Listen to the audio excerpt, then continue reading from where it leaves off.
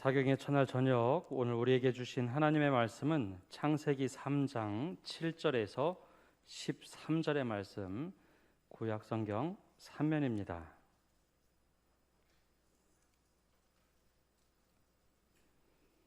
이제 하나님의 말씀을 봉독합니다. 이에 그들의 눈이 밝아져 자기들이 벗은 줄 알고 무화과 나무 잎을 엮어 치마로 삼았더라. 그들이 그날 바람이 불 때 동산에 거니시는 여호와 하나님의 소리를 듣고 아담과 그의 아내가 여호와 하나님의 낯을 피하여 동산 나무 사이에 숨은지라. 여호와 하나님이 아담을 부르시며 그에게 이르시되 내가 어디 있느냐? 이르되 내가 동산에서 하나님의 소리를 듣고 내가 벗었으므로 두려워하여 숨었나이다.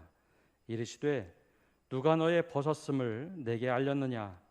내가 내게 먹지 말라 명한 그 나무 열매를 내가 먹었느냐? 아담이 이르되 하나님이 주셔서 나와 함께 있게 하신 여자 그가 그 나무 열매를 내게 주므로 내가 먹었나이다. 여호와 하나님이 여자에게 이르시되 내가 어찌하여 이렇게 하였느냐? 여자가 이르되 뱀이 나를 꿰므로 내가 먹었나이다. 아멘. 감사합니다.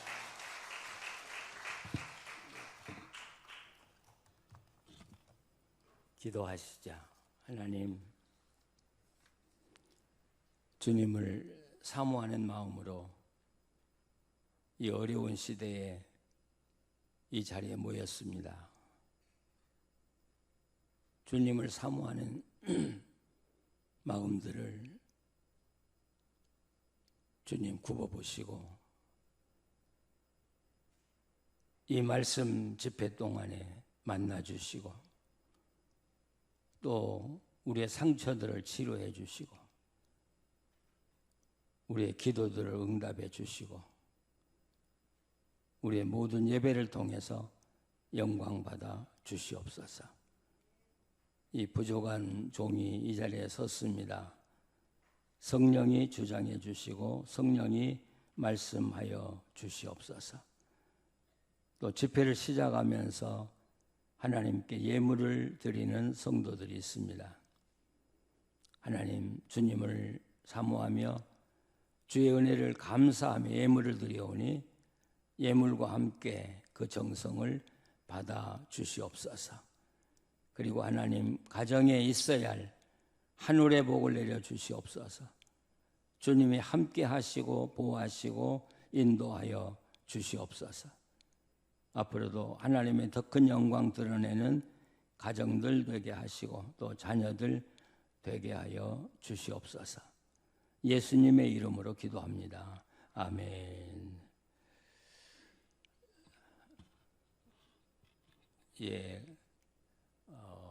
제가 들으니까 여러분 교회가 80년의 역사를 지녀왔다고 그러는데 이 80년 동안 이 서남교회를 축복해 주신 우리 하나님께 참 감사를 드리고 영광을 돌립니다.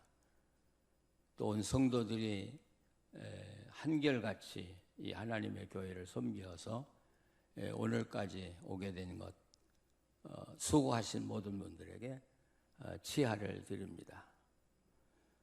사실 저는 이 신 목사님의 전화를 받고 누군지 몰랐어요. 네, 와서 보니까 잘 아는 분이에요.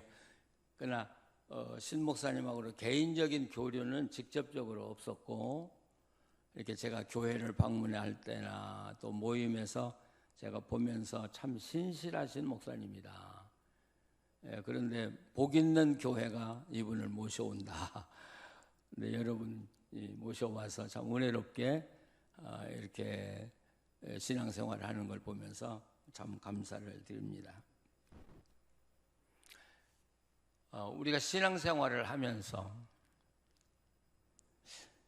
하나님이 왜 에덴 동산을 창설하셨을까? 또 하나님이 왜 그곳에 인간을 두셨을까? 성경 전체를 관통하는 하나님의 뜻은 과연 무엇일까? 하나님의 소원은 과연 무엇일까? 우리가 이런 물음을 물으면서 3일 동안 하나님의 말씀을 함께 나누려고 생각을 합니다.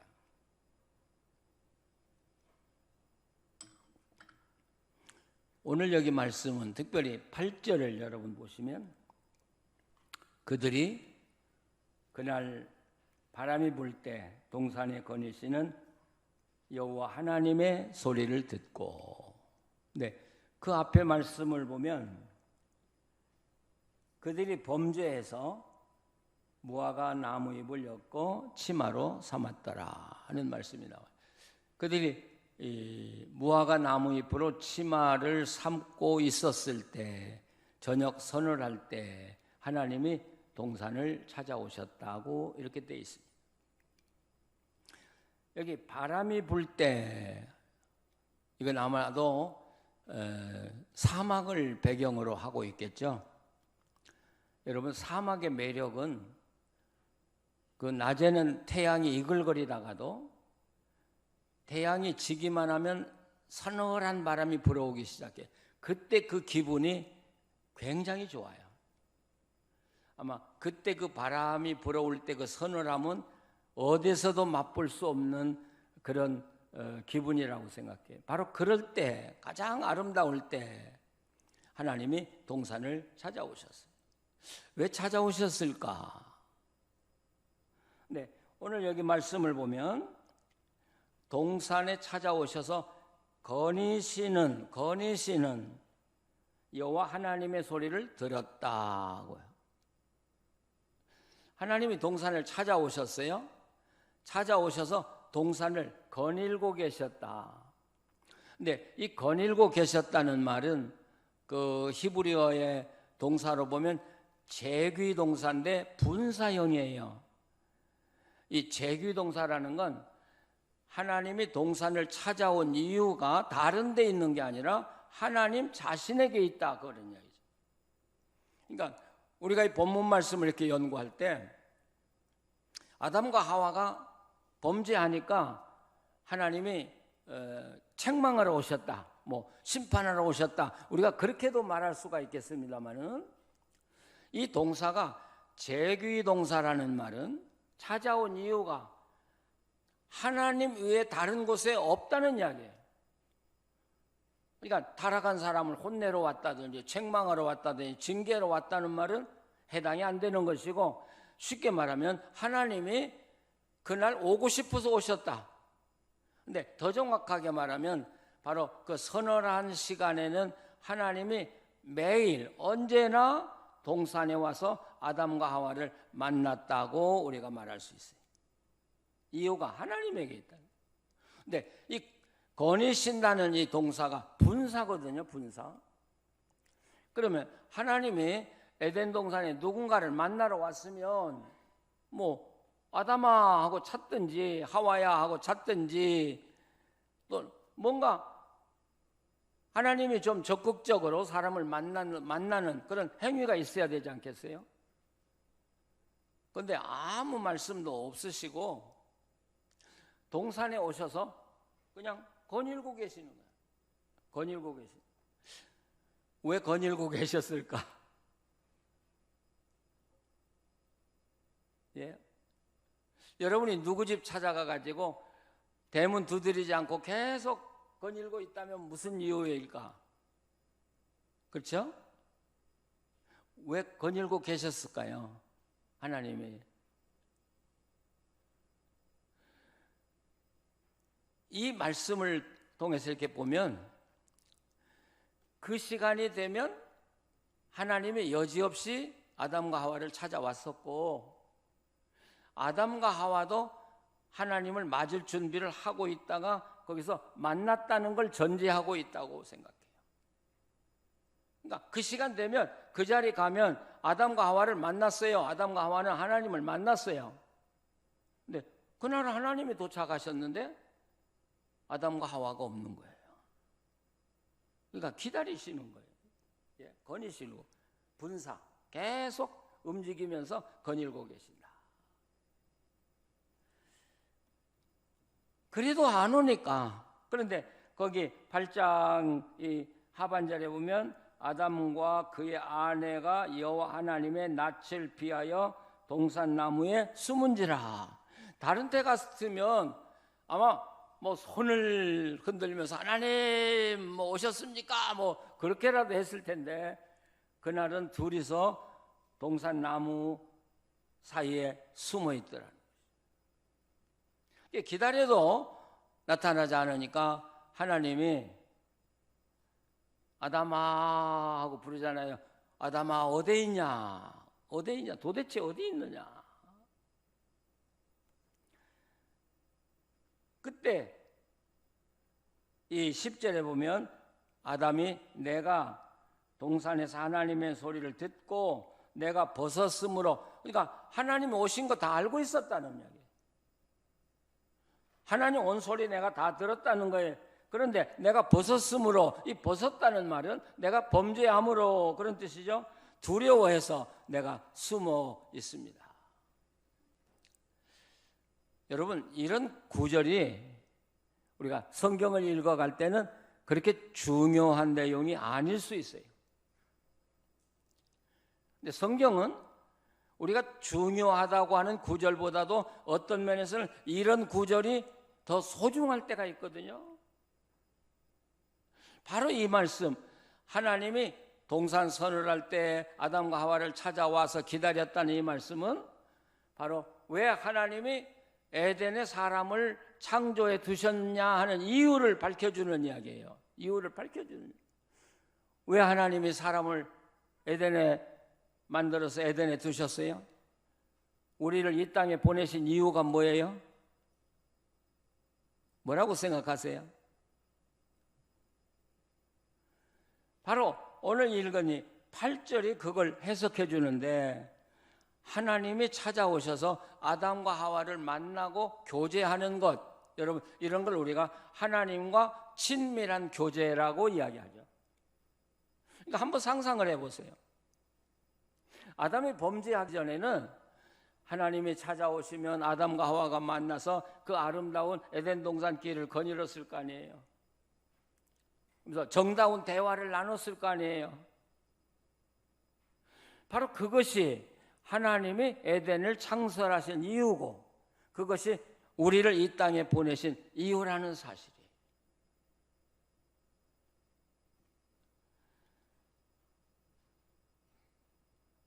만약 사람들이 이 에덴 동산을 지켜왔다면 아마 오늘도 우리는 하나님을 그렇게 만나고 하나님과 함께 친밀한 교제를 나누며 사는 행복을 누리고 있었을 거예요.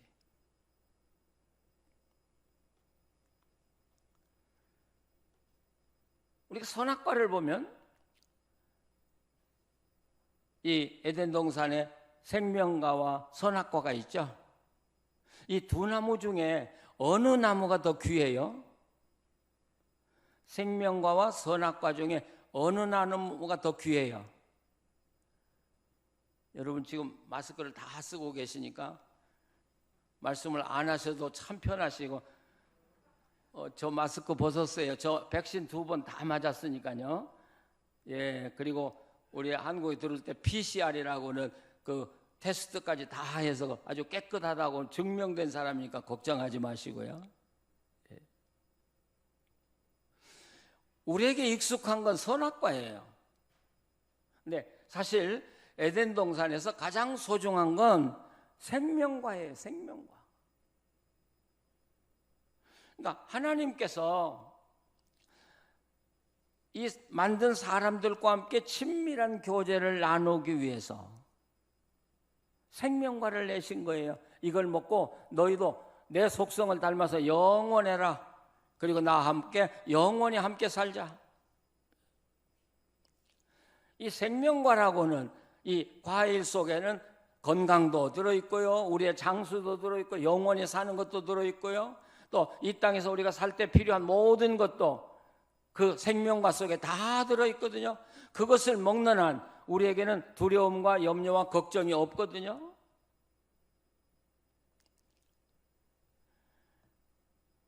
그런데 이 생명과가 이렇게 소중한 만큼 이 생명과를 지켜가기 위한 조건이 있어야 된다는 것이죠. 조건. 그러니까 우리가 이 선악과를 사람들이 따먹고 타락했다. 여러분 그렇게 말하지 마세요. 그건 우리가 범죄한 책임을 아담과 하와에게만 떠넘기고 우리는 회피하려고 하는 거예요. 이제 내일 새벽에 우리가 자세하게 보겠습니다만은, 선악과가 귀한 것은, 소중한 건 선악과 자체가 소중하기도 하지만 거기에 하나님의 약속이 있기 때문에 소중한 거예요. 자, 생명과를 놓고 너희들과 내가 친밀한 교제를 나누며 살자 하나님 원하시는데, 조건이 뭐예요? 이 선악과를 지키는 한 나는 변하지 않는다. 너희들도 내 계약을 지키는 한 내 약속은 변하지 않아. 이 생명과는 영원할 거야. 그래서 두신 게 이 선악과거든요. 그러니까 선악과라는 것을 따먹음으로 범죄했다고 하기보다는, 따먹었다고 하는 것은 하나님과의 계약을 파괴한 거예요. 다시 말하면 우리는 하나님 필요 없어요. 하나님 필요 없고 우리는 선악과가 더 소중해요. 난 선악과 먹지, 난 하나님하고 같이 살고 싶지 않아요. 여러분, 과격하게 이야기한다면 그런 뜻이에요. 우리 결혼을 유지시켜주는 건 뭔가요? 결혼을 유지시켜주는 게 뭐예요? 결혼 서약이에요. 서약. 그게 아무것도 아닌 것 같지만, 그래서 결혼식을 한 사람과 안 한 사람과 엄청난 차이가 있잖아요. 서약한 사람들은 좀 마음이 상하고 다투기도 하다가도 그래도 우리가 하나님 앞에 계약한 사람인데 이 계약을 지켜야지, 이게 우리 결혼을 지켜나가는 거거든요.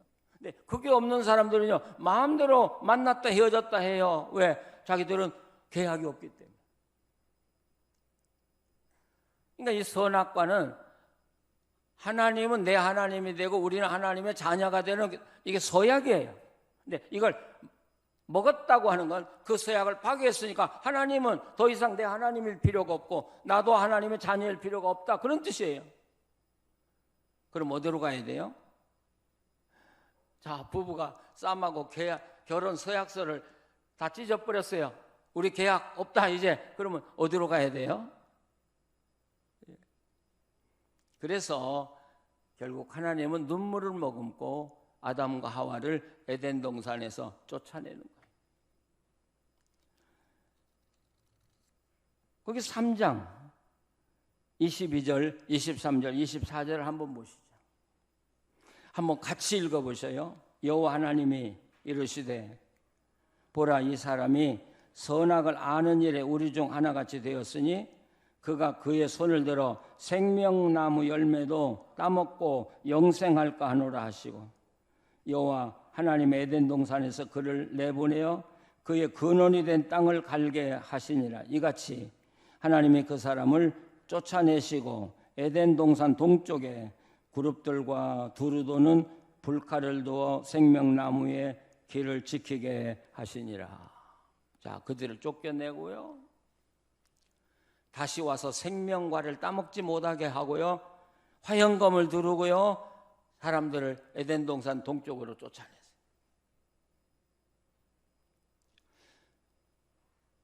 하나님이 당신을 닮은 인간을 만들어서 그 인간들과 함께 친밀한 교제를 나누며 하나님은 행복인지 모르겠습니다만 정말 친밀한 교제 속에서 살기를 하나님 원하셨는데 이게 파괴됐을 때, 그리고 그들을 에덴 동산 밖으로 쫓아냈을 때 여러분, 하나님의 마음이 얼마나 아팠겠습니까? 느끼십니까? 제가 여기 내려오면서 문경에 이틀을 이렇게 머물면서 쉬었어요. 후배 목사님들도 좀 만나고. 근데 장로님 한 분을 만났는데 그 장로님 아들이 5년 전에 신천지에 빠졌대요. 친구의 꾀임에 빠져가지고. 그러니까 뭐 여러분 아시듯이 신천지에 빠지니까 뭐 가족도 없고 부모도 없고 뭐 자기 학교 생활도 없고 아무것도 없는 거잖아요. 그때 마음이요 정말 아팠다고 그래요. 세상에 재미있는 게 하나도 없더라는 거예요. 그래서 6개월 동안 자기 사업을 접었대요. 사업을 접고 아들을 돌이키는 일에 6개월을 쏟았대. 그래서 그 아들이 돌아와서 지금은 회사 생활하는데 그 장로님 그러더라고요. 목사님, 이제는 제 소원이 없어요. 자식이 돌아왔는데 우리 부모로서는 그때 그 마음이 얼마나 아팠을까, 쓰렸을까를 우리는 다 알고 있어요. 이런 하나님의 마음을 표현하고 그리고 이 하나님의 마음을 나타내주는 예수님의 비유가 바로 탕자의 비유예요. 뭐 탕자라고 하지 말자 그러는데 그렇죠. 집 나간 두째 아들이죠. 여러분 그 탕자 이야기를 보시면 그 두째 아들이 아버지한테 와서 아버지 나에게 돌아올 유산 주십시오. 어때요? 이건 지금도 하기가 어려운 이야기 아닙니까? 우리 여기 장로님들, 뭐 안수 집사님들, 권사님들, 우리 집사님들 오늘 저녁에 간데 자녀가 딱 앞에 나타나가지고 내게 줄 유산을 주십시오 한다면 여러분 어떻겠습니까?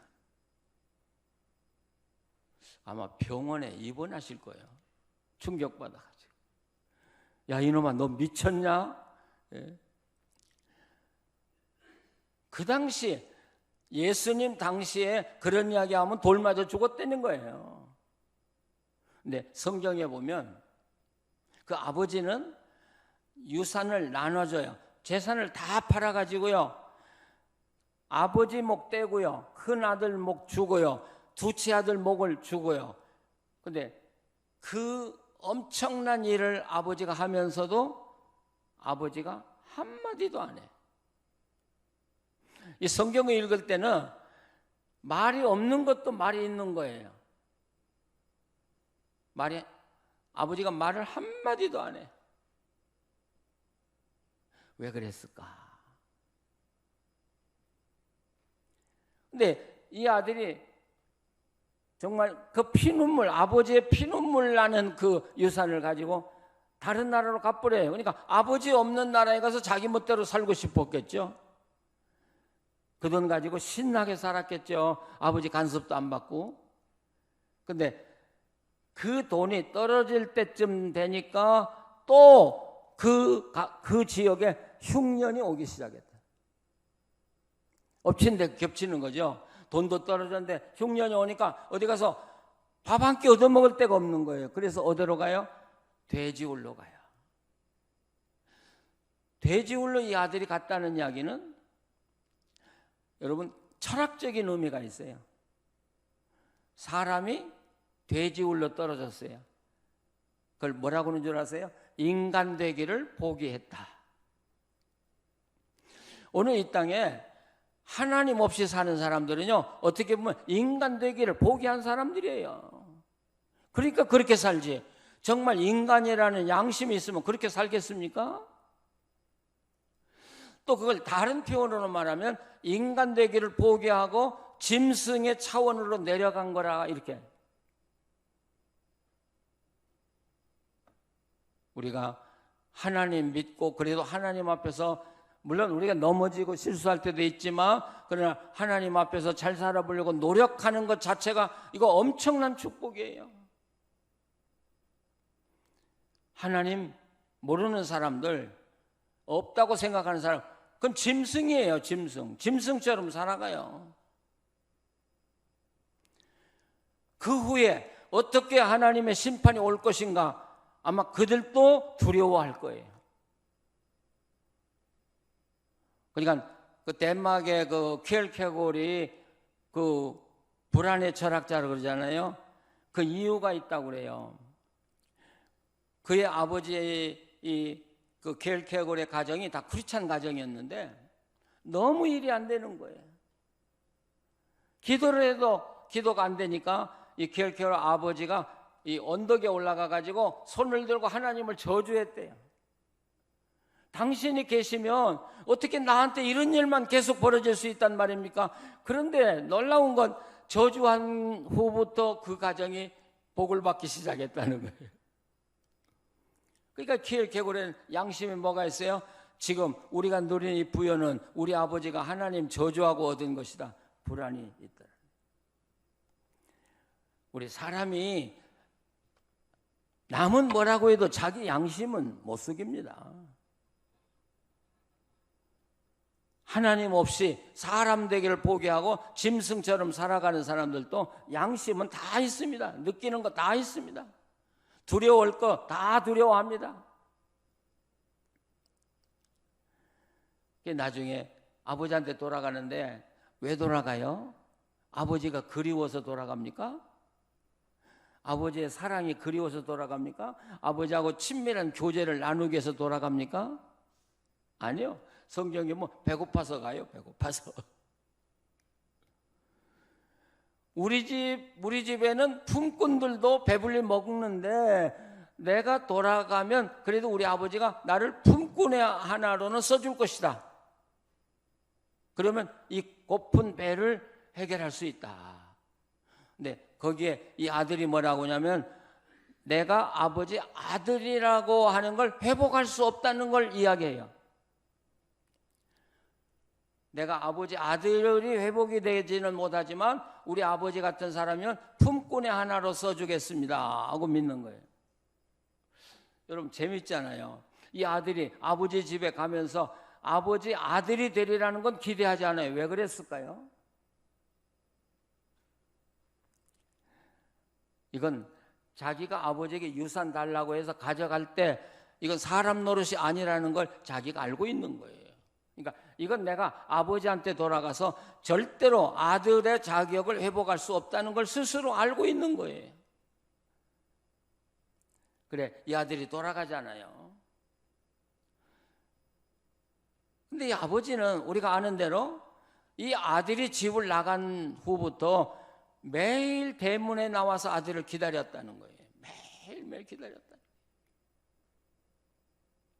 근데 어느 날 보니까 이 두째 아들이 돌아오거든요. 근데 성경에 하나님이 다름질 쳤다는 이야기가 딱 한 번 나와요. 그 우습죠? 하나님이 다름질 치셨어. 언제예요? 바로 이 두째 아들이 돌아올 때. 이 아버지가 체면이고 뭐고 없이 달려가서 아들을 안잖아요. 안고.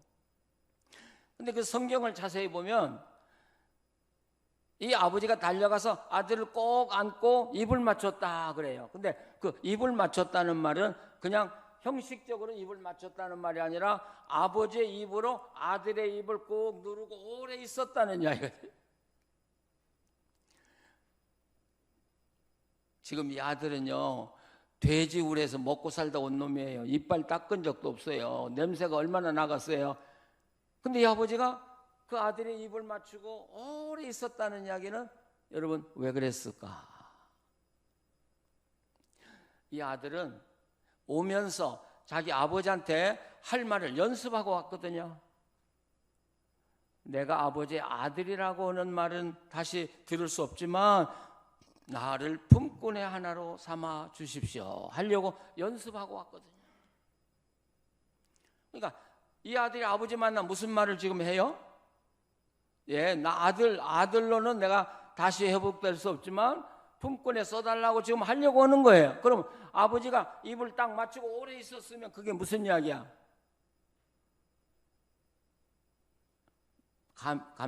여러분 감이 오십니까? 그게 무슨 말인가? 그 아버지가 입을 맞추면서 아들아 아무 말 하지 마라. 아무 말 하지 마라. 나는 네 마음을 안다. 그래도 나는 너를 사랑해. 그 입맞춤이야, 입맞춤. 하나님이 지금도 우리의 입을 막으셔요. 입맞춤으로. 그게 아버지의 사랑이에요. 근데 이 아버지가 입을 맞췄다가 떼니까 준비된 말을 또 해요.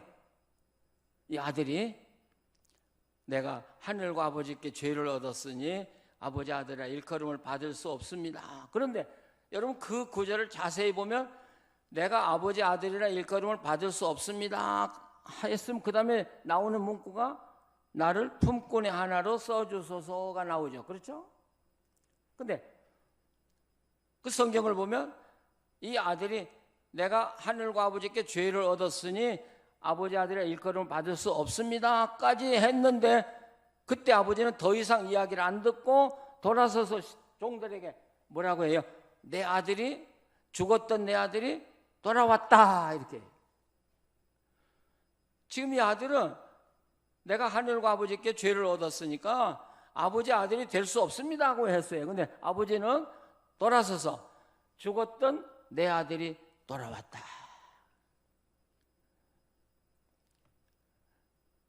이게 감격스럽지 않습니까? 근데 저는 그 이야기 가운데 더 감격스러운 건 뭐 신발을 신겨주고 모욕을 하고 옷을 입혀주고 다 그런데요. 저는 가락지라고 하는 것을 나는 또 관심을 둬요. 가락지. 가락지를 끼워줘요. 가락지가 뭘까? 고대 가락지. 여러분 우리가 구약 성경 보면 가락지 이야기가 가끔 나와요. 모르드게. 그렇죠?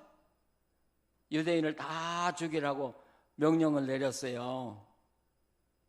근데 나중에 이제 반전이 돼가지고 유대인을 살려야 되겠는데 나는 왕으로서 한번 내린 명령을 거둘 수 없다. 그러니까 내가 너에게 이 반지를 줄 테니까 네가 쓰고 싶은 내용을 다 쓰고 거기에다가 내 도장을 찍으면 그게 곧 내 명령이 된다. 기억하시죠?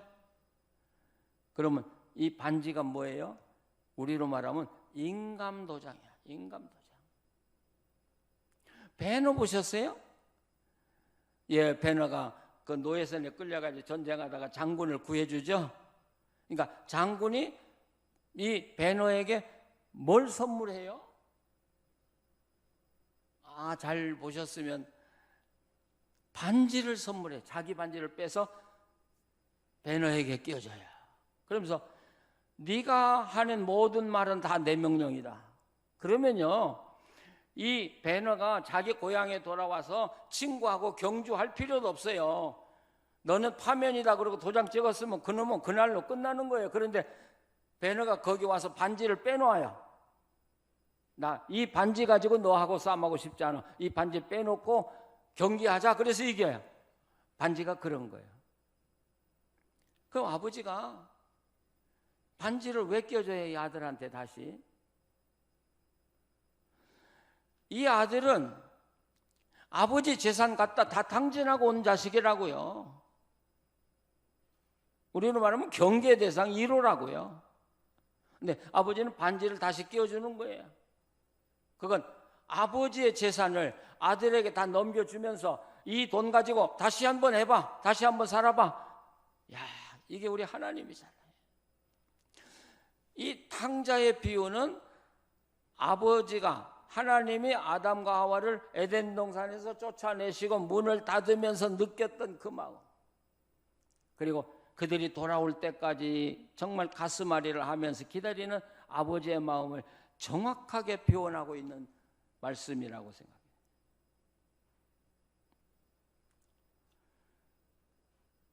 그래서 이 아담과 하와가 에덴 동산에서 쫓겨난 이후의 역사는 뭐예요?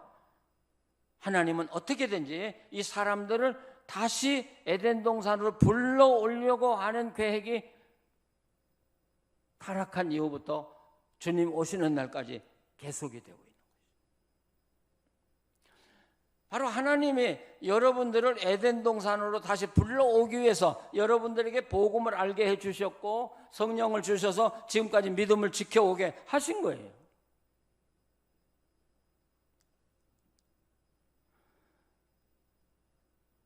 우리가 요한계시록 3장 마지막에 그 라우디게아 교회 이야기가 있죠. 라오디게아 교회 요한계시록 3장 20절 여러분 잘 알고 계세요. 한번 요한계시록 3장 20절을 찾아보시죠.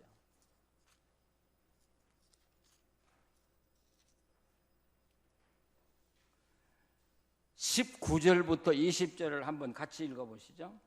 물은 내가 사랑하는 자를 책망하여 징계하노니 그러므로 내가 열심을 내라. 내 회개하라. 볼지어다 내가 문 밖에 서서 두드리노니 누구든지 내 음성을 듣고 문을 열면 내가 그에게로 들어가 그와 더불어 먹고 그는 나와 더불어 먹으리라. 왜 문을 두드려요?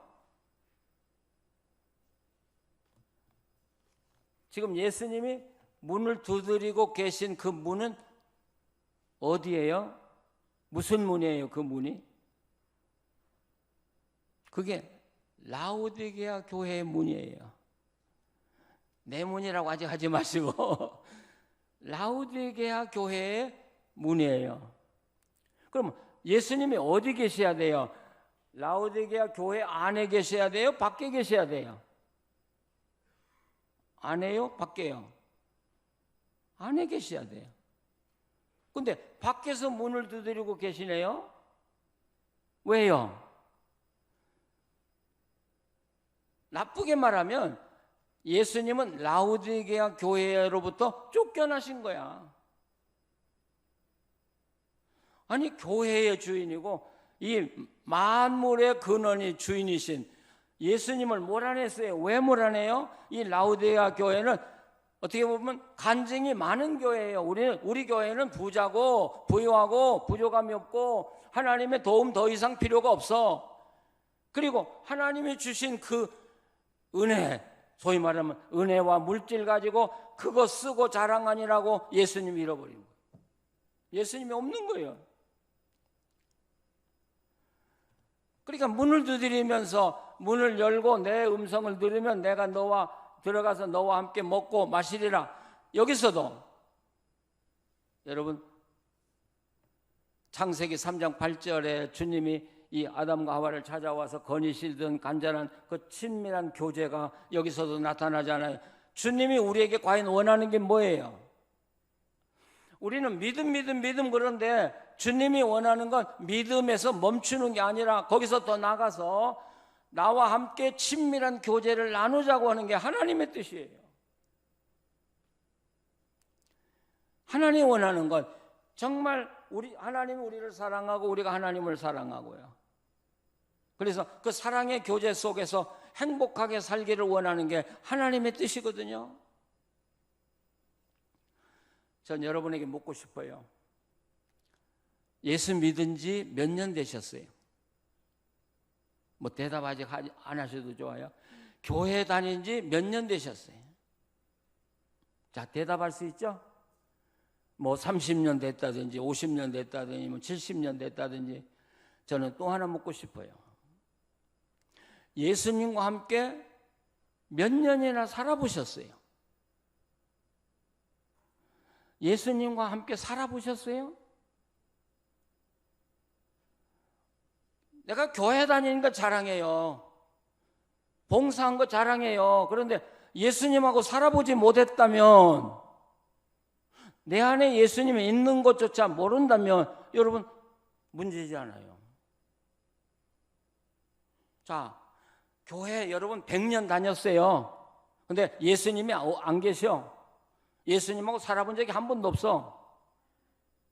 근데 어떤 사람은 뭐 교회 봉사 그렇게 많이 안 했는지는 몰라도 예수님과 함께 매일 살았어요. 그러면 죽으면 누가 천당 가요?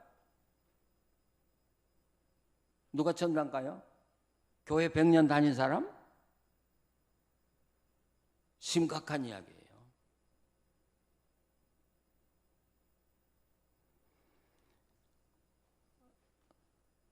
우리가 믿는 것은 그냥 믿음으로 끝나는 게, 믿어서 구원받음으로 끝나는 게 아니라 그 믿음으로 해서 우리가 하나님 안에 들어가서 하나님과 함께 친밀한 교제를 나누고 우리가 하나님의 자녀로 살기 위해서 우리가 예수 그리스도를 믿는 거예요. 로마서 5장 1절을 한번 보시죠.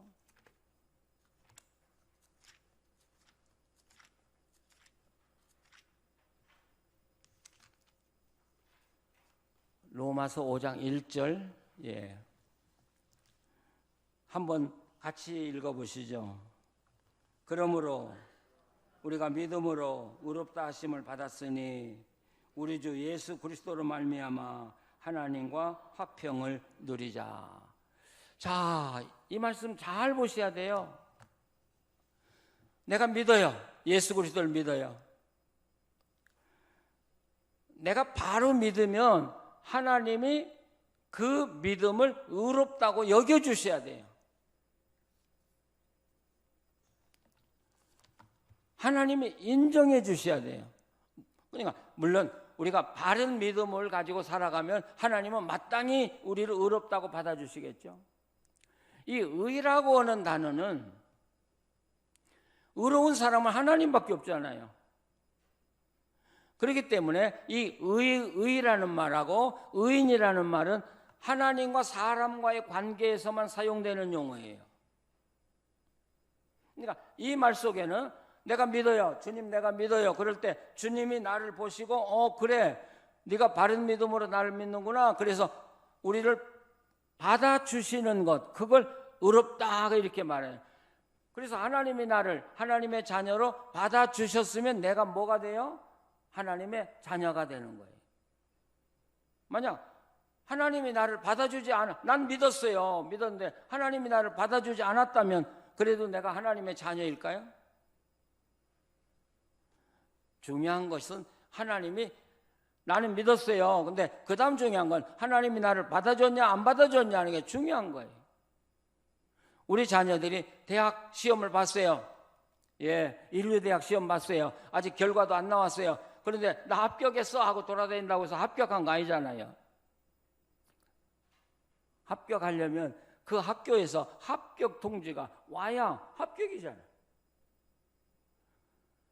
지금 우리나라의 신앙이 잘못된 게 믿으면 구원받는다고만 주장을 해왔어요. 거기에 하나님이 의롭다고 여겨야 된다는 걸 빼놓았어요.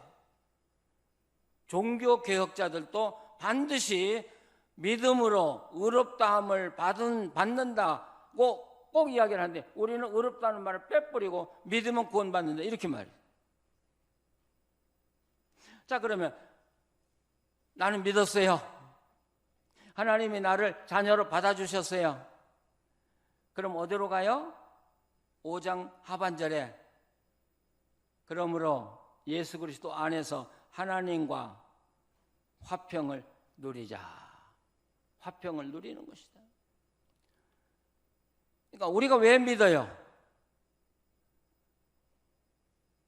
우리 믿음의 궁극적인 목표는 하나님과 함께 화평을 누리며 살려고 믿는 거예요. 하나님과 화평이 없다면 여러분 우리 믿음은 아무 필요가 없어요. 근데 우리들은 나 믿었어, 구원받았어, 그러니까 더 이상 내가 믿을 필요도 없고 내가 주의 일에 참여하고 봉사할 필요가 없어, 난 다 구원받았으니까. 그런 분들 많아요. 많이 만나봤어요. 이거 얼마나 잘못된 거예요.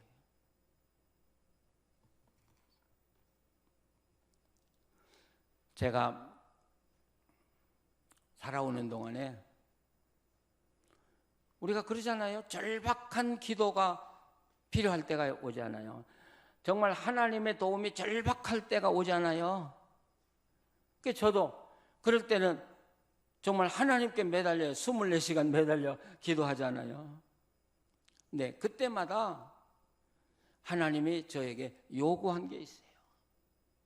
너 기도 전에 성결해라. 예. 성결이 뭐예요?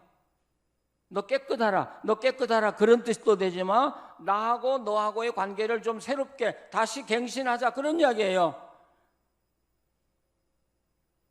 그러면 하나님과 함께 이 거룩한 관계를 유지하려면 우리가 경건하고 깨끗해야죠. 그래야 우리가 하나님과 관계가 올바르게 될 수 있죠. 그래서 하나님께서는 저에게 성결을 요구하시고 제가 성결했을 때 비로소 하나님은 그 기도를 응답해 주셨어요. 그렇게 기도하고 하나님께 응답받지 못한 경우는 한 번도 없어요. 아마 저한테만 그런 건 아닐 거예요. 여러분에게도 그렇게 요구하시리라고 믿어요. 여러분, 우리 목회자도 우리 목사도 하나님과의 계약을 수시로 갱신해야 돼요. 내가 목사 될 때 한 번 계약한 거 일생 산다면 그 목회자는 아주 악한 사람이에요. 우리 교회 장로님들, 안수 집사님들, 권사님들도 똑같아요. 내가 장로 될 때 계약하고 집사 될 때 계약한 거 하나 가지고 그냥 일생 산다면 그건 악한 사람이에요. 하나님은 그렇지 않아요. 계약을 갱신하자는 거예요. 네가 나를 필요로 한다면, 내가 기도 응답해 주기를 원한다면 계약을 갱신하라.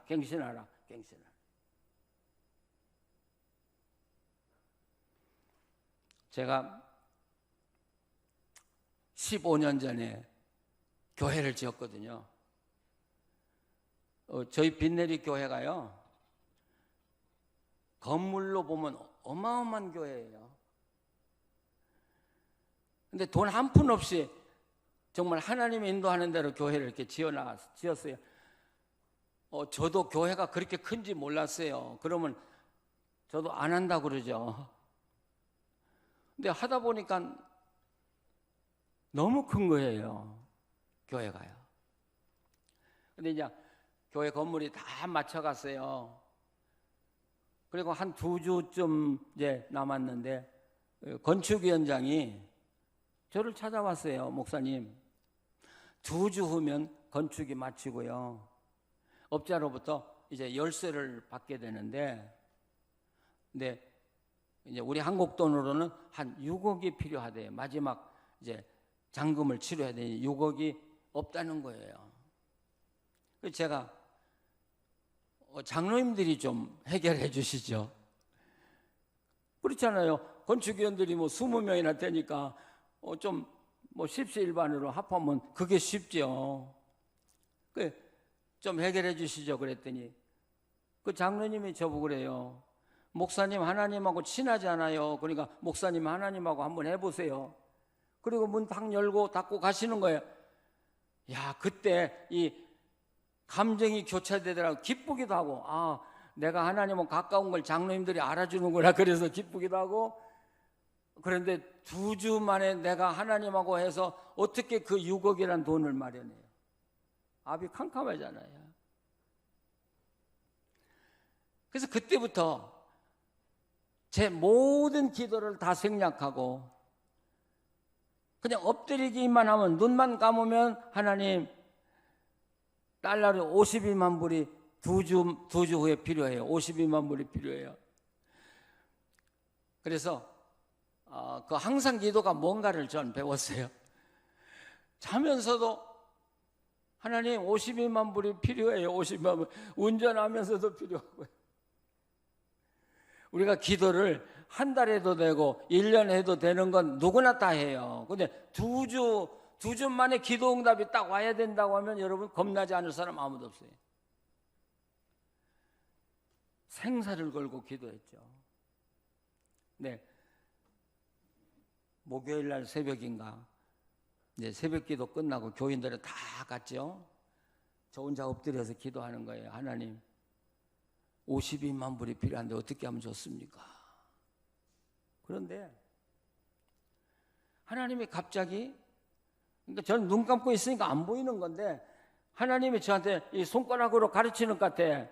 나는 이 건물 필요 없다. 나는 이 건물, 나는 상관이 없다. 그러시는 거예요. 그 제가 기도하면서, 아니 그러면 이 건물은 뭐 어떻게 하라고요? 제가 하나님께 그랬다고요. 하나님, 이 교회 망하면 저는 다른 교회 가면 돼요. 멍청한 놈이지. 교회 망했는데 어디 다른 데 가서 또 목회한다고 그러겠어요. 그랬더니 하나님이 손을 가르치면서, 나는 너를 필요로 해. 나는 너를 원해. 그때 정말 깜짝 놀랐어요. 하나님은 이 거대한 건물을 원하는 게 아니더라고요. 나를 원하더라고요. 아니, 나만 원하는 게 아니라 여러분 한 분 한 분을 원하시는 게 아니라 나는 사람을 원하지 건물을 원하는 하나님이 아니란 말이에요. 그래서 그때부터는 제 기도를 바꿨어요. 하나님, 죄송합니다. 저를 다시 하나님께 드립니다. 그러면서 생각해 보니까 몸은 하나인데 하나님에게 여러 번 드렸더라고요. 신학교 갈 때 드렸고요. 입학식 날 울면서 내주의 뜻대로 했고요. 목사 안수 받을 때 또 한 번 했고요. 근데 바쳤다가 또 찾아왔나 봐. 제가 저를 또 필요하면 바쳤다가 또 찾아오고. 자, 나쁜 인간들이야. 그러니까 하나님 보실 때, 야 이놈아, 필요할 때만 너는 내가 필요하고 뭐 평안할 때는 내가 필요 없냐? 나는 너를 원해, 건물이 아니라. 예. 그때야 하나님이 나하고 계약 갱신을 하자고 하는구나. 다시 한번 네가 너를 나한테 바쳐라. 그리고 다시는 너를 찾아가지 마라. 그래서 24시간 기도하는 거예요. 하나님, 저를 하나님께 바칩니다. 이제는 주님 배반하지 않겠습니다. 주님 위해서 일생을 살겠습니다. 네, 돈은 해결이 안 되더라고요. 근데 저는 미국 노회에 속했거든요. 근데 이제 미국에 이제 이렇게 소 그룹이 있는데 그날 회의가 있어서 금요일 날 제가 오후에 그 회의에 참석했었어요. 근데 자연히 그 미국 이제 목사님들, 장로님들이 우리 교회 건축에 관심이 있잖아요. 건축이 어떻게 돼가냐. 그래서 제가 이야기했죠. 2주 후에면 건축이 마치는데 우리 52만 불이 없다. 한 6억이 없다. 근데 미국 장로교회 장로님들이라든지 교인들은요, 엄청난 부자들이에요. 그 6억 정도는 개인이 써줘도 얼마든지 써주는 사람들이에요. 근데 저한테 자기들이 도와준다고 하지는 않고, 뭐 은행 두드려 봤냐? 교인들 헌금은 얼마 안 되냐? 뭐 그런 소리만. 그따위 소리 하려면 말하지 마라. 나는 하나님하고 해결할 테니까 말이죠. 근데 아주 시골에서 올라온 미국 장로님이 한 분 계시는 거예요. 추럭 타고 왔어요. 근데 그분이 저보고 그래요. 얼마가 필요하다고? 그래서 52만 불. 그러니까 언제까지? 내일까지. 이야기도 안 꺼냈는데 그분이 가서 어디 전화를 하더라고요. 제가 들어보니까 어느 은행하고 이야기를 하는 것 같아요. 그래서 내가 참 싱거운 친구도 있다. 말도 안 끝났는데 가가지고 무슨 자기 뭐 론을 얻으려고 하는 것인가. 근데 돌아왔어요. 돌아와가지고 또 물어요. 얼마가 필요하다고? 그래서 52만 불. 언제까지 필요하다고? 내일. 그러니까 이 장로가 그런 거예요. 내가 도와주마. 깜짝 놀랐어요. 당신이 누구냐? 내가 물었더니 텍사스 은행의 이사래요, 이사. 그래서 내가 지금 대출 계장을 오라고 했으니까 이 회의 끝나면 당신하고 같이 가서 교회 현황을 보고 내일 아침 은행에 오면 52만 불을 주겠다는 거예요. 서류도 다 안 됐어요. 여러분, 미국 사람들이 어떤 사람이에요? 어림없는 이야기예요. 그러니까 그 은행에서 40년간이나 변호사 했다는 분이 그 돈이 나가니까 그런 말이에요. 너 미국 알지? 당신 미국 알지? 10,000불만 얻으려도 4주가 걸려. 근데 어떻게 52만 불이 하루 만에 나가냐? 서류도 안 됐는데 말이죠. 그래서 그 돈이 와가지고 해결해가지고 그 다음 주일에 들어가서 예배를 드렸다고요. 그래서 제가 그 장로님에게 전화를 했어요. 고맙다.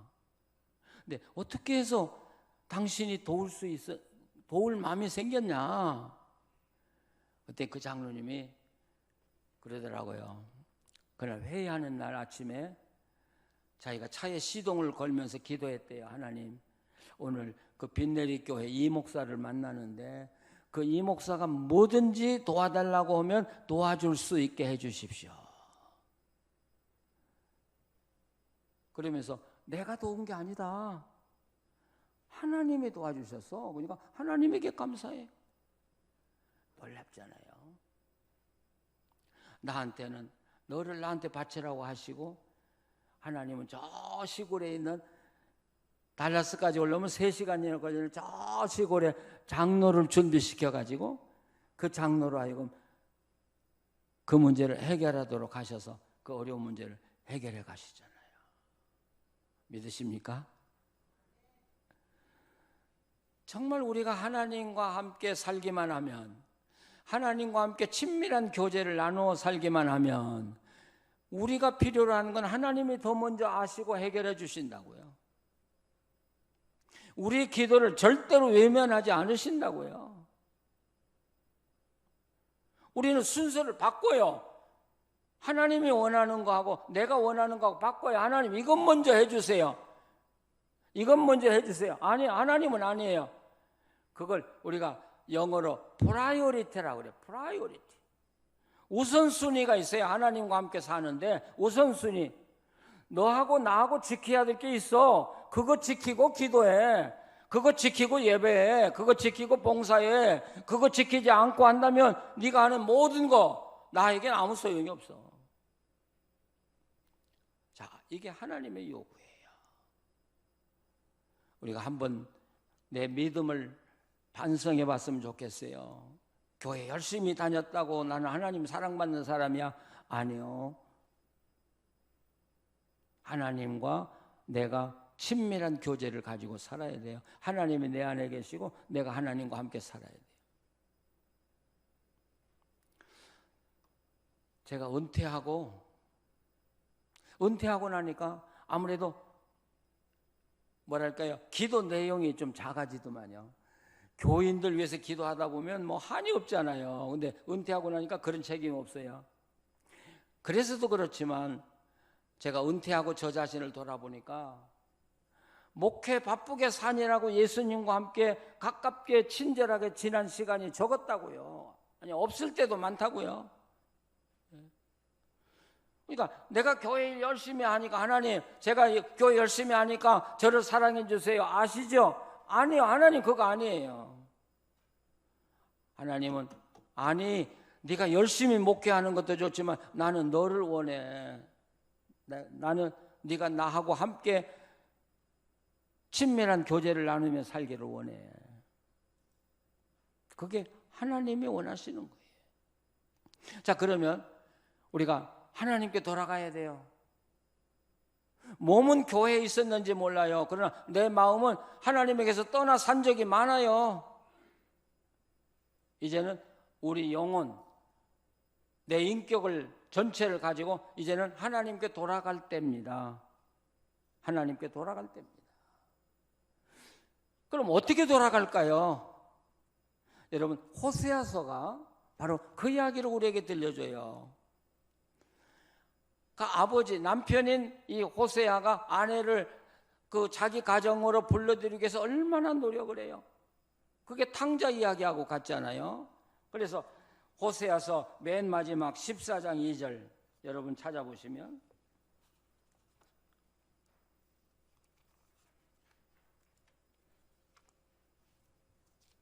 호세아서 14장 2절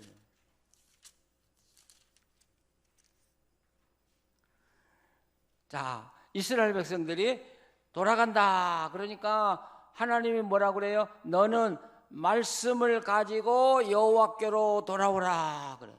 말씀을 가지고. 말씀이 뭐예요? 왜 하나님께 돌아가면 돌아갔지 말씀을 가지고 돌아가야 돼요? 이 말은 나에게 돌아오려거든 입만 가지고 돌아오지 말라 그 말이에요. 하나님, 내가 하나님께 돌아갑니다. 이제 하나님 사랑합니다. 그 말로 돌아오지 말라는 거죠. 뭘 가지고요? 말씀을 가지고요. 말씀을 가지고라는 건 하나님 말씀을 그대로 받고 그 하나님 말씀대로 살면서 하나님, 내가 하나님께 돌아가겠습니다 하고 기도하라는 거예요. 여러분, 삶이 밑받침이 되지 않은 신앙은 반쪽이에요, 반쪽. 하나님의 사랑을 받을 수가 없어요, 여러분. 이스라엘이 왜 바빌론에 망해요? 우상을 섬겼기 때문에 망했지만, 여러분, 예언자들이 하는 말은 너희들이 하나님의 말씀을 버렸기 때문에, 하나님 말씀대로 살지 않기 때문에 내가 너희들을 바빌론에 판다고 하는 이야기예요. 우리가 지금 코로나 바이러스로 고통을 당하고 있어요. 그렇죠?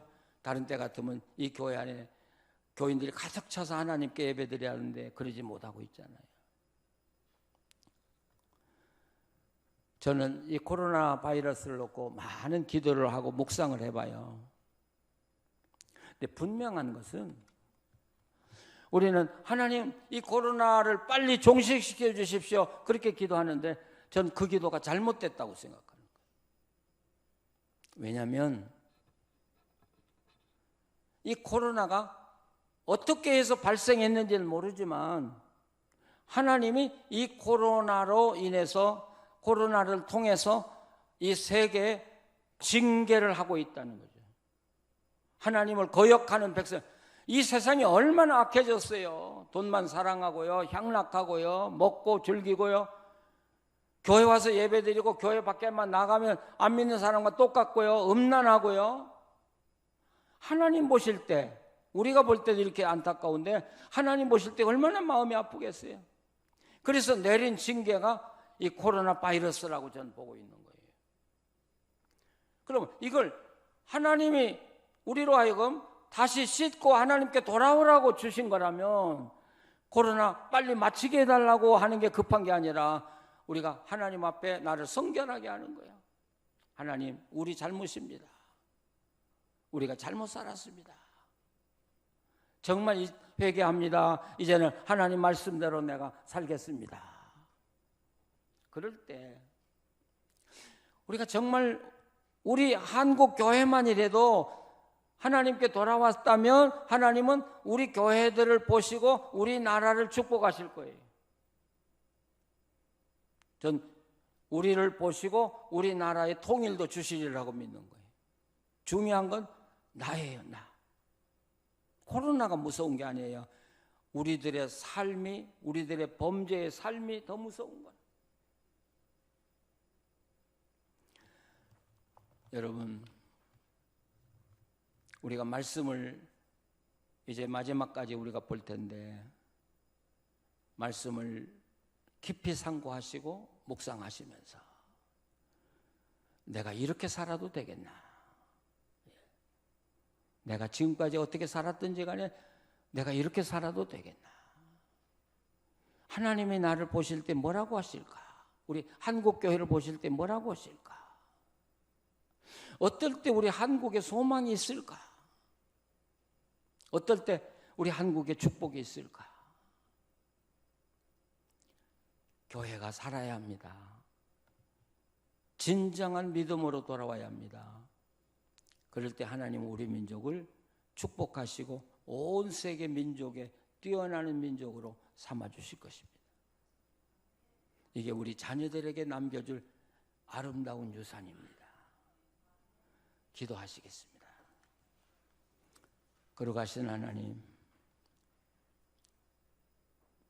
우리 미미한 존재들이 어떻게 하나님의 마음을 다 알 수 있겠습니까?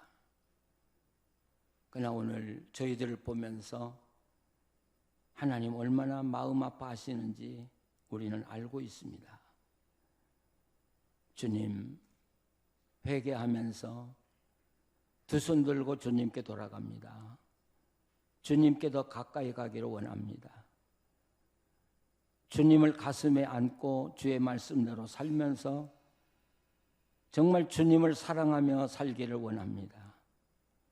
하나님, 서남교회를 다시 한번 일으켜 주시옵소서. 하나님, 사랑하는 교회로 일으켜 주시고 하나님, 축복받는 교회로 일으켜 주시고 이 대구 지역에 등불 같은 그런 교회로 일으켜 주시옵소서. 하나님과 바른 관계로 살아갈 때 이 교회 안에 하나님의 기적과 하나님의 놀라운 은사가 끊임없이 일어날 줄로 믿습니다. 살아계신 하나님의 역사가 일어나는 아름다운 교회 되게 하여 주시옵소서. 예수님의 이름으로 기도합니다. 아멘.